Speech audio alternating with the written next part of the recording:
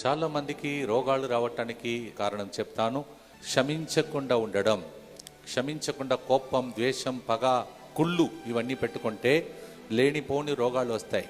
అందుకే దేవుడు చెప్తున్నాడు మత్తయి 6:14 మరియు మత్తయి 5:23-24 మీరు మీ జీవితంలో ఎవరితోనా మనస్పర్ధలు ఉంటే మీరు వెళ్ళి వాళ్ళతో సఖ్యపడి పిరప్ప వచ్చి నా సన్నిధిలో మీ కానుకను అర్పించమంటున్నాడు. మీకు ఎవరి మీద మనస్పర్ధలు ఉంటే ఈ సమయంలో వాళ్ళందరినీ మన్నించి క్షమించి భక్తితో ప్రార్థన చేసుకుంటూ లేచి నిలబడి చప్పట్లు కొడుతూ పాడుదాం.